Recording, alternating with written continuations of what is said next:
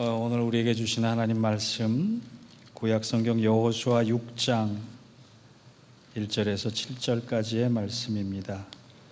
우리 함께 일어나셔서 한 목소리로 받들어서 읽겠습니다. 이스라엘 자손들로 말미암아 여리고는 굳게 닫혔고 출입하는 자가 없더라. 여호와께서 여호수아에게 이르시되 보라, 내가 여리고와 그 왕과 용사들을 내 손에 넘겨주었으니 너는 너희 모든 군사는 그 성을 둘러 성 주위를 매일 한 번씩 돌되 엿새 동안을 그리하라. 제사장 7은 7 양각 나팔을 잡고 언약궤 앞에서 나아갈 것이요 7째 날에는 그 성을 7번 돌며 그 제사장들은 나팔을 불 것이며 제사장들이 양각 나팔을 길게 불어 그 나팔 소리가 너희에게 들릴 때에는 백성은 다 큰 소리로 외쳐 부를 것이라. 그리하면 그 성벽이 무너져 내리리니 백성은 각기 앞으로 올라갈지니라 하시매 눈의 아들 여호수아가 제사장들을 불러 그들에게 이르되 너희는 언약궤를 메고 제사장 7은 양각 나팔을 잡고 여호와의 궤 앞에서 나아가라 하고 또 백성에게 이르되 나아가서 그 성을 돌되 무장한 자들이 여호와의 궤 앞에서 나아갈지니라 하니라. 아멘. 이는 하나님 말씀입니다. 우리가 좋아하는 시인 중에 도종환 시인이라는 분이 계세요. 이분의 시 중에 저는 흔들리며 피는 꽃이라고 하는 시를 좋아하기도 합니다. 한번 제가 읽어드릴 테니까 눈으로 마음으로 잘 좀 들어보시기 바랍니다. 흔들리지 않고 피는 꽃이 어디 있으랴. 이 세상 그 어떤 아름다운 꽃들도 다 흔들리면서 피었나니 흔들리면서 줄기를 곧게 세웠나니 흔들리지 않고 가는 사랑이 어디 있으랴. 젖지 않고 피는 꽃이 어디 있으랴. 이 세상 그 어떤 빛나는 꽃들도 다 젖으며 피었나니 바람과 비에 젖으며 꽃잎 하나 따뜻하게 피웠나니 젖지 않고 살아가는 삶이 어디 있으랴. 시인이 노래하려고 하는 것은요, 이쁘게 보이는 꽃 한 송이조차도 수많은 바람과 비와 햇볕을 맞아가며 견디고 꽃을 피우는 그 순간을 맞이하듯이 인생도 그렇다, 그런 것을 얘기하는 것 같아요. 어디 인생만 그렇겠습니까? 믿음의 여정도 마찬가지입니다. 우리는 열심히 살아가면서 세상에서 성공하려고 하는데 그 성공의 과정 중에 편안한 길은 없어요. 순탄한 길은 없어요. 흔들리면서 피는 꽃처럼 이리저리로 흔들리면서 아프면서 클 수밖에 없고 갈 수밖에 없는 인생과 믿음의 길이 우리 앞에 놓여져 있다고 생각을 합니다. 얼마 전에 이 커밍 위크라고 하는 미국 사회학자의 험한 세상에서 성공하는 5가지 비결 이런 것들을 간단히 글로 봤는데, 커밍 워크가 이 험한 세상에서 비 맞으며 눈 맞으며 햇빛 맞으며 바람 맞으며 꽃을 피우기까지 5가지가 필요하다, 이렇게 얘기를 합니다. 첫째로는 무엇이 가장 먼저 필요하냐? 성공하려면 머리, IQ가 필요하다. 저는 여기서 이렇게 글 닫으려고 그랬어요. 여기부터 자격이 안 되잖아요. 머리가 좋아야 성공하는데, 머리가 좋아야 성공하는 목회하는데 우선 머리가 안 좋으니까 이 성공하는 목회를 못하나? 이런 생각에 잠깐 시험에 들었습니다. 두 번째, 성공하려면 뭐가 필요하냐? 지식이 필요하다는 거예요. 여러 방면에 거쳐서 남보다 많이 알아야지 된다. 세 번째는 기술입니다. 무엇보다 다른 사람보다 탁월한 무엇 하나를 더 가지고 있어야지 성공할 수 있다라고. 네 번째는 인내심입니다. 어려운 순간들을 잘 견디고 참고 이겨내는 능력이 바로 인내심이라는 거예요. 그리고 5번째, 마지막으로 무엇이 있어야 성공하느냐? 태도, 좋은 태도가 있어야 성공한다라고. 일반적인 얘기입니다. 험한 세상에서 성공하기 위해서 5가지 조건이 필요한데 그것이 뭐냐? 머리, 지식, 기술, 인내심, 그리고 태도라고 하는. 여기까지는 우리 동의할 수 있어요. 누구나 다 인정할 수 있어요. 그런데 커밍워크가 연구한 부분은 이 5가지를 다 가지고 있는 사람들 중에서도 누구는 더 월등히 성공하고 누구는 더 늦게 성공하고 이 차이가 무엇인가, 그것을 발견합니다. 머리가 좋은 사람이 무조건 성공할까요? 아닙니다. 지식이 많은 사람이 성공할까요? 아닙니다. 기술이 좋은 사람, 기술이 탁월한 사람이 성공할까요? 아닙니다. 인내심이 많아서 잘 견디는 사람이 성공할까요? 아닙니다. 커밍워크가 했던 얘기는 성공의 가장 중요한 요인은 태도인데 그 태도가 차지하는 비중이 93%라고 하네요. 아주 월등한 격차로 태도가 좋아야지, 좋은 태도와 자세를 가져야지 험한 세상에서 성공할 수 있다라고 해요. 그러면서 들은 생각이 있었습니다. 저희 큰 누님께서 이제 혈액암을 지금 앓고 계시잖아요. 그래서 혈액암에 대한 관심을 좀 가지고 어떻게 하면 치료에 도움이 될까 이런 것 저런 것 자료를 좀 찾아보다가 우연히 알게 된 카페가 있습니다. 인터넷 카페인데 혈액암 환자들이 모여서 만들어지고 그 외에 이제 나중에는 다른 암 환자들이 모여서 서로의 정보를 교환하고 또 서로 위로하고 격려해서 희망을 찾는 그 카페의 이름이 또 봄이라는 카페입니다. 또 봄. 아파도 죽지 말고 다시 보자, 다시 만나자. 그래서 또 봄이에요. 이 카페를 만든 사람은 평범한 직장이었던 38살 이정훈 씨였는데 비교적 젊은 나이에 암 선고를 받았는데 혈액암 4기 선고를 말기 선고를 받은 거예요. 얼마나 고통스러웠겠어요? 얼마나 아팠겠어요? 얼마나 외로웠겠어요? 치료의 과정을 잘 견디면서 이 사람이 한 가지 소망을 갖습니다. 내가 다시 일어난다면 암 환자를 돕는 일과 암 환자와 함께 여행하는 일을 하겠다. 항암 치료 도중에 힘이 들 때마다 그것 때문에 버틴 거예요. 내가 잘 이겨서 잘 이긴 스토리를 가지고 사람들에게 희망을 주고 그들과 함께 여행을 가는.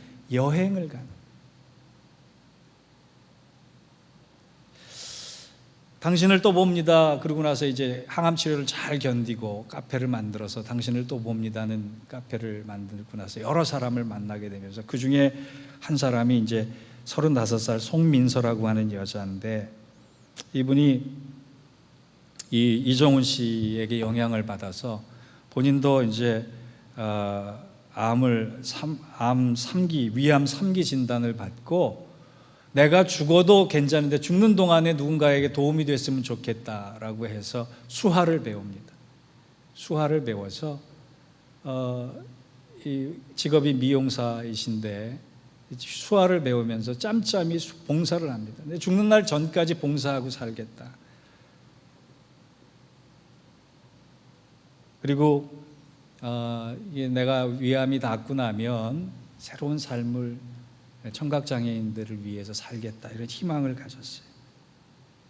감사하게도 올 들어서 암 완치 판정을 받았다 그럽니다. 그분이 이런 얘기를 해요. 다른 사람을 위해서 봉사하면서 미용실 오는 사람들마다 이런 얘기를 합니다. 나는 암 환자였습니다. 근데 암이 내게 있어서 마지막 절망이 아니라 암이 내 인생을 리셋시켰습니다. 저는 이 마지막 말이 너무나 와닿았어요. 암이 나의 인생을, 내 인생을 리셋시켰습니다. 여러분, 얼마나 많은 고통받는 환자들이 우리 주위에 있어요. 그래도 무조건 절망할 수 없는 건 좋은 태도를 가지면 세상 사람들도 이렇게 이겨나가는데 하나님께서 함께 하신다면 그 모든 것들을 능히 이길 수 있다라고 하는 것에 희망을 오늘 절망적 현실 가운데 가지는 것이 바로 그리스도의 믿음이다. 그래서 오늘 본문은 바로 그 얘기를 하는 겁니다. 왜 하나님이 하나님의 약속의 백성에게 순탄한 길만 허락치 않으시느냐? 고난의 현장 앞에 자꾸 몰아가시느냐? 그것을 우리는 어떻게 받아들여야 하느냐? 본문은 두 가지로 우리에게 교훈을 합니다. 오늘 여호수아 6장을 통해서 받을 교훈은 바로 그것입니다. 본문은 이스라엘 백성들이 약속의 땅 가나안에 들어가기 위해서 처음으로 맞이한 대단한 장벽이에요. 가나안 땅 바로 앞에서 장벽을 맞이했는데 그것은 견고하고도 넘을 수 없을 것 같은 여리고성입니다. 40년 고생을 했는데 이제 넘어갈 것 같지가 않아요. 여기서 끝난 것 같아요. 그때 하나님은 왜 그 고난을 허락하셨으며 이스라엘 백성들에게 가르치시고자 하는 것이 무엇이냐? 첫째로 하나님은 이스라엘 백성에게 그렇듯이 우리에게 고난을 주시면서 명제적 신앙에서 체험적 신앙으로 바꾸라라고 하는 것을 요구하시는 거예요. 성경 공부를 인도하다 보면 이제는 더 이상 가르칠 게 없을 정도로 박식하신 분들, 많이 아시는 분들을 만나게 됩니다. 우리는 지식에 대해서, 성경 공부에 대해서 이제 할 만큼 했다라고 해도 과언이 아니에요. 그런데 이 머리에만 있는 명제적 신앙을 어떻게 가슴이 뜨거워진 내 삶이 변화되는 체험적 신앙으로 바꿀 것인가, 이것에 대해서는 고민하지 않아요. 그래서 하나님께서 살아계시고 전능하신 하나님을 체험하기 위해서 고난의 현장에 우리를 넣을 수도 있다는 얘기예요. 1절을 보시기 바랍니다. 이스라엘 자손들로 말미암아 여리고는 굳게 닫혔고 출입하는 자가 없더라. 이스라엘 백성들이 그 길을 걸어가야 하는데, 그 길을 통과해야 되는데, 그 길을 걸어야지 약속의 땅에 가는데, 이스라엘 백성들의 의사와는 상관없이 여리고가 굳게 닫혔다라고 했어요. 굳게 닫혔다. 그래서 개미 한 마리도 출입할 수 없는 견고한 성으로, 넘어설 수 없는 장벽으로 존재하고 있다는 거예요. 여러분, 스트레스 쌓인다라고 하는 말 우리 자주 하죠. 이 스트레스 쌓인다는 말을 이론적으로 정립한 사람이 캐나다의 내분비학자이신 한스 셀리 박사입니다. 이 박사가 스트레스라고 하는 것을 어떻게 증명했느냐 하면 쥐들을 통해 증명을 했는데 아주 독특한 실험을 했어요. 유리상자 앞에 쥐들에게 먹을 걸 잔뜩 줬습니다.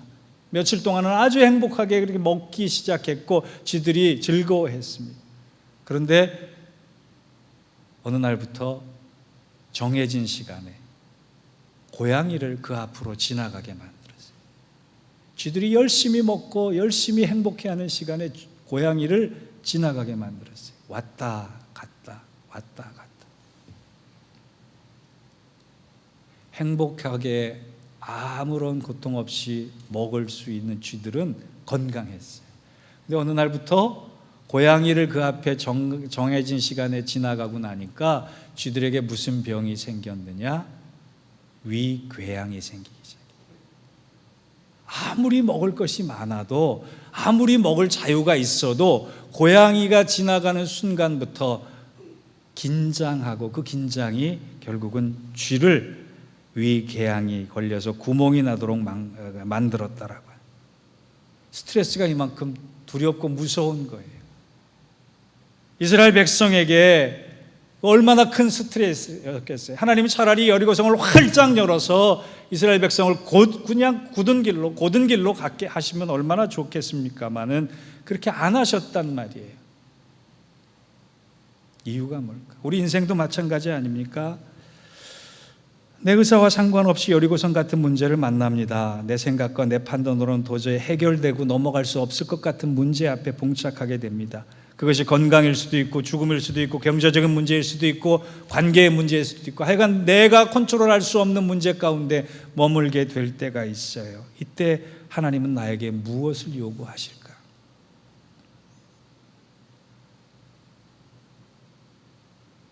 그때야말로 내가 그렇게 수없이 많이 들었던 설교, 내가 그렇게 수없이 많이 공부했던 성경 공부, 그래서 내 머리에만 있는, 도저히 움직일 줄 모르고 쌓여있는 그 명제적 신앙이, 논리적 신앙이 고난을 통해서 고난을 헤쳐가게 만드시는 하나님의 은혜와 사랑을 통해 하나님은 살아계시는구나, 하나님은 나를 사랑하시는구나, 이렇게 체험적 신앙으로 바뀌어질 수 있어야 하는 것입니다. 그것이 고난의 이유예요. 여러분, 우리가 얼마나 믿음이 연약한 사람인지요, 순탄한 길이 보장되어 있으면 쥐처럼 행복하지만 변화가 없어요.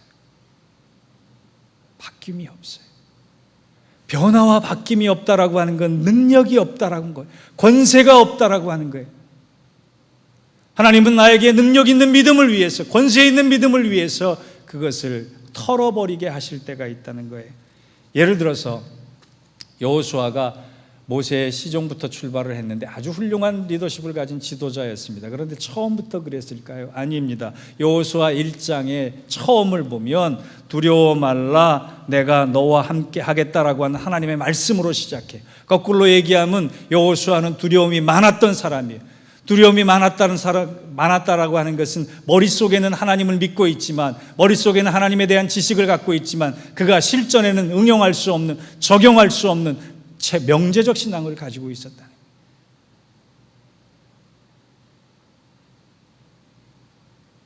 한 나라의 지도자, 한 민족의 리더십이 명제적 신앙만 가지고 있었어요. 그래서 그 명제적 신앙 때문에 그는 겁이 많았고 두려움이 많은 사람이었습니다. 그래서 그 두려움 때문에 하나님께서 모세를 통해 해주신 말씀, 너는 마음을 강하게 하고 담대히 하라, 내가 너와 함께 하겠다. 그런데 그 전에 좀 우리는 성경을 앞뒤 문맥을 좀 같이 살펴볼 필요가 있어요. 여호수아 1장을 보기 전에 신명기 34장을 좀 보면서 앞뒤 문맥을 좀 이렇게 연결시킬 필요가 있는데, 신명기 마지막 장, 여호수아가 두려움이 많았을 때 어떤 모습으로 신명기 마지막 장이 끝나는지 아세요? 모세가 여호수아를 후계자로 지명하면서 안수기도를 해줍니다. 신명기 34장 9절을 보면 이런 말씀이 나와 있어요. 모세가 눈의 아들 여호수아에게 안수하였으므로 그에게 지혜의 신이 충만하니 이스라엘 자손이 여호수아의 말을 순종하였더라. 모세가 여호수아에게 안수하기 전에는 그는 머릿속에만 가득 차 있었던 명제적 신앙이 있었습니다. 하나님은 살아계시고, 하나님은 전능하시고, 하나님은 우리를 사랑하시고, 하나님은 나와 함께 하시고. 그런데 안수받는 순간에 그에게 지혜의 신이 충만해졌다고 그랬어요. 살아계신 하나님을 경험하는 순간이 생겼다라고 하는 거예요. 전능하신 하나님을 체험하는 순간이 생겼다라고 하는 거예요. 그리고 나서 그가 하는 말이 얼마나 권세가 있었는지, 얼마나 능력이 있었는지 이스라엘 백성들이 그 두려움 많았던 지도자 여호수아의 말에 순종했다라고요. 여러분, 제가 이 설교 준비하면서 얼마나 간절히 기도했는지 몰라요. 하나님, 혹시 제가 여호수아가 아닙니까?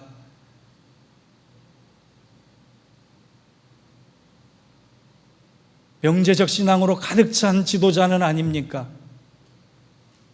살아계시고 전능하신 하나님을 전하기에 나의 신앙, 목사의 신앙이, 목사의 믿음이 머리에만 있는 것은 아닙니까?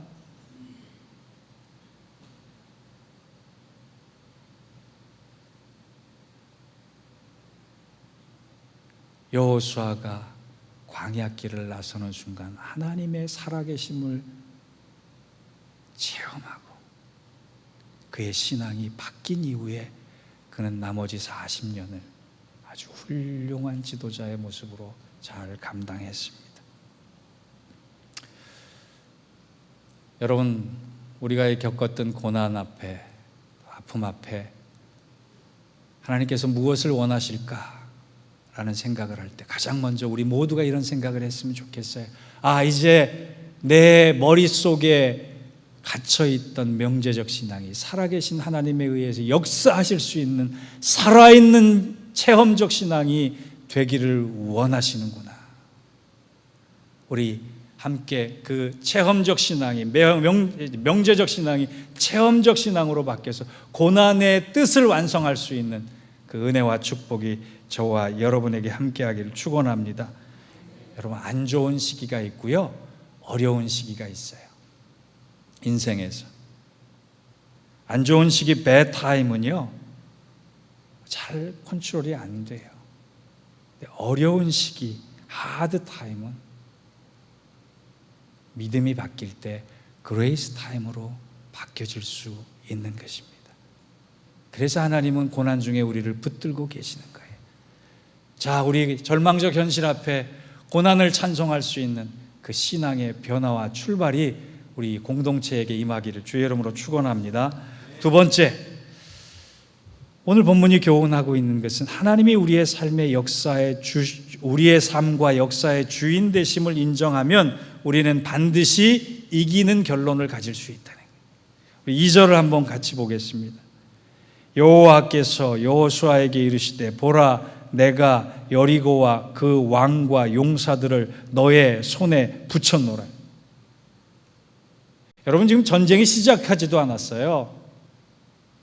전쟁의 첫걸음을 내딛지 않았어요. 근데 하나님께서 뭐라고 말씀하세요? 너의 손에 붙였노라. 이미 과거 완료형으로 말씀하세요. 여호수아서를 읽다 보면 이 과거 완료형으로 말씀하시는 하나님의 말씀이 한 10번 이상은 기록이 된 것 같습니다. 이미 승리를 결정하시고 이미 승리를 결론으로 맺으시고 말씀하신 다음에 싸우게 하신다는 거예요. 여호수아에게 했던 선포는 바로 우리에게도 유효합니다. 왜? 하나님이 우리를 사랑하시기 때문에 그래요. 그래서 우리 여리고는 절망적일 때 여호와는 희망적이다, 우리는 찬송할 수 있는 것입니다. 그 신앙을 우리에게 적용했으면 좋겠어요. 저는 제가 좋아하는 말이 있습니다. 익숙함에 속아서 소중함을 놓치지 말자. 우리 한번 따라해 볼까요? 시작. 익숙함에 속아. 다시 한번. 익숙함에 속아 소중함을 놓치지 말자. 여러분, 제가 익숙해지면 안 돼요. 여러분에게 제가 익숙해지면 안 돼요. 저의 설교가 익숙해지면 안 돼요. 옆에 교우가 익숙해지면 안 돼요. 익숙해진다라고 하는 건 친밀한 것과 또 다른 거예요. 하나님이 익숙해지면 매너리즘에 빠져요. 또 다른 익숙함의 삶의 태도가 뭔지 아세요? 나 혼자 하려고 하는 거예요. 나 혼자 하려고. 내가 할 수 있다고 생각하는 거예요. 이 익숙함에 속으면 소중함 자체가 놓쳐진다는 얘기예요. 소중함이 뭡니까? 내가 할 수 없을 때 하나님께서 하심을 붙잡는 게 소중함이에요. 근데 익숙함에 속아서 소중함을 놓쳐서 얼마나 우리는 방황하고 시행착오를 많이 하는지 몰라요. 영국의 작가 C.S. 루이스가 이런 말을 했습니다. 나는 행복해지려고 종교를 찾지 않는다. 행복하려면 와인 한 병이면 충분하다. 만약 당신이 행복을 추구하기 위해서 기독교를 찾기 위해서 나는 그런 기독교는 믿지 말라고 이야기한다. 기독교는 사람의 소원을 들어주는 것 이상 수준을 가진 종교이기 때문이다. 이런 아주 좋은 말을 했어요. 왜 하나님이 우리를 고난 중에 몰아가세요? 왜 하나님이 우리를 어려운 시간으로 하드타임으로 주세요? 우리의 삶과 우리의 미래가 너의 손에 달린 것이 아니라 나의 손에, 하나님의 손에, 여호와의 손에 달렸다라고 하는 고백을 듣고 싶어 하시는 거예요. 우리 교회가, 우리 신앙생활이, 나의 믿음이 행복하지 않은 이유가 이 익숙함, 나 혼자 할 수 있고 내가 감당할 수 있고 내가 해낼 수 있다라고 하는 익숙함 때문에 그래. 그런 순간에 고난이 오면 여러분 가장 먼저 화들짝 놀라서 하나님, 나는 할 수 없습니다. 하나님, 나는 못합니다. 그러나 나를 통해서 하나님이 하시면 반드시 이길 수 있을 줄 믿습니다. 그렇게 고백할 때 하나님께서 하신다니. 우리 교회의 미래가 이렇게 됐으면 좋겠어요. 우리 아무것도 할 수 없는 상황 경험하잖아요. 내가 해도 안 되는 상황 경험하잖아요. 그때 절망하지 말고, 낭망하지 말고, 한계만 보지 말고, 문 닫힌 것만 보지 말고, 문에 열쇠를 쥐고 계시는 하나님을 볼 수 있는 시간, 하나님을 볼 수 있는, 하나님을 향해 고백할 수 있는 믿음의 공동체 되기를 원합니다. 성루가 높은 것만 보지 말고 성루 위에 계시는, 그 성루를 다스리시는 여호와 하나님을 바라보기를 원합니다. 성벽이 두꺼운 것만 보지 말고 성벽을 무너뜨릴 수 있는 능력의 하나님을 볼 수 있는 우리 공동체가 되기를 원합니다. 그래서 우리 앞에 놓여진 여리고가 무너졌다 고백하고 선포해서 절망적 현실 앞에 희망적 노래를, 찬송을 부르며 나아가 승리의 찬가를 하늘 높이 다 손잡고 부를 수 있는 귀한 은혜와 축복이 우리 모두에게 함께 하기를 주의 이름으로 축원합니다. 기도하겠습니다. 하나님, 인생의 장벽이 왜 이렇게 높은지요? 인생의 성벽이 왜 이렇게 두꺼운지요? 그래서 우리는 그 성벽만 바라보고 절망하고 아파합니다. 그런데 하나님, 그 순간에 우리에게 바뀌라고 원하시고 변화되라고 원하시고 고백하라고 원하시는 것이 있음을 깨닫습니다. 주여, 우리의 신앙을 살아있는 신앙으로 만들어 주옵소서.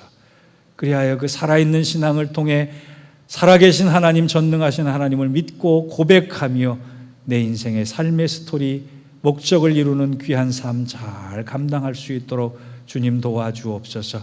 그러한 고백과 그러한 찬송이 우리 심령 가운데 있게 하시고 우리 가정 가운데 있게 하시고 우리 믿음의 공동체 가운데 있게 하여 주시며 우리의 미래가 그런 고난을 이기고 넉넉히 다시금 리셋되는 시간을 가지며 하나님의 뜻을 이루는 귀한 축복의 시간, 은혜의 시간 되게 하여 주옵소서.